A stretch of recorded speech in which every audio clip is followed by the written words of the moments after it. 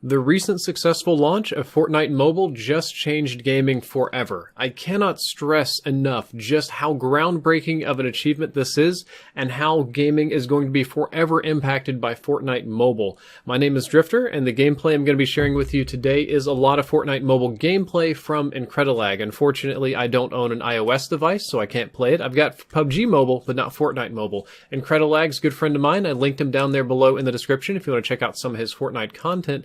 But I want to talk about this just mind-blowing achievement that Epic Games dropped on us with Fortnite Mobile.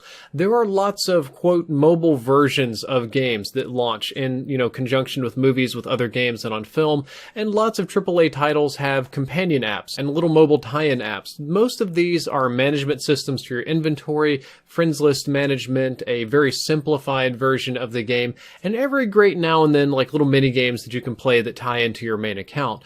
But nobody has ever launched their full #1 flagship game on mobile before. Nobody, and I mean nobody that I'm ever aware of, put their bread and butter as pure as it is on PC on mobile, and that blows my mind.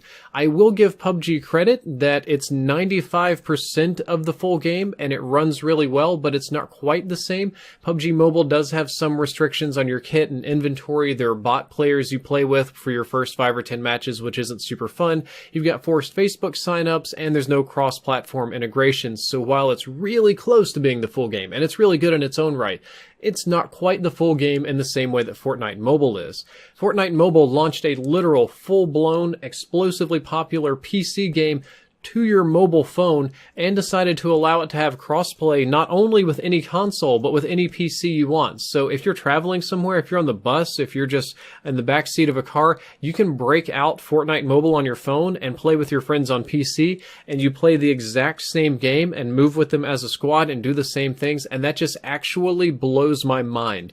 The controls for mobile are, well, rough, let's be honest, but the controls are hard on console, and they're not great for PC, and this is just a side effect of Fortnite being a really complicated game with a lot going on, especially in regards to building, and I think that given what they had to squeeze into mobile controls, they did a really good job. But again, I want to stress that it's the full game. It's not like you can't do things in the mobile game that you can do on PC, and as far as I'm aware, if you download the game for free on mobile, you get everything that a PC player gets, albeit a little bit more clunky with the controls.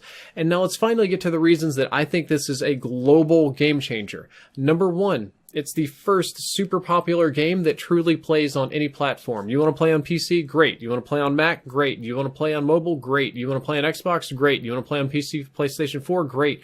I've heard rumors that a Switch version is coming soon. This game is going to be on every single thing that you've ever heard of. It's going to be running on Nokia phones before I know what's going on. Literally nobody on the planet is excluded from this brand explosion. Most of the time you have like a popular PC game, and that's a lot of people, or a popular mobile game like Pokemon Go. A lot of people can play that, but gamers that don't like mobile games, they're kind of excluded from that. A really hot console game like Halo or something like that. However, this is the first time I can think of where if you have almost any internet-capable gaming device, you can play the same game as anybody else on the planet and play with them. Future companies are going to be trying to emulate this broad appeal for years to come. Reason number two is that it's one of the first games that shows how powerful our mobile devices really are. There have been really big mobile games before. There's Candy Crush and Pokemon Go come to mind. There's a very popular Star Wars games. There's Clash of Clans. But this game shows off the power of the mobile device. PUBG does a similar thing, showing you how you can play a similar version of the PC, but this is the same game. And it's also a step toward a future where PC, console, mobile are all really more of the same things. And you see that with the Nintendo Switch being somewhere in between a mobile device and a handheld and a PC and a browser. And you can see, like with the Xbox Smart Glass and the Steam Box, that we're kind of moving toward a future where everything is more on the go, and this is a huge stepping stone because finally you have a game that does all of these things. Epic Games has also successfully diminished the impact and control of all sub-brands and platforms. When you publish a game as a publisher or developer on Xbox or PlayStation, that's Microsoft and Sony, they have to take a cut. If you go on PC, Valve has to take a cut, unless you want to do your own games launcher, your own PC store, your own whole set up your own servers and everything. If you buy into that Valve thing, you give them a cut of your money unless you make your own sort of e-commerce environment.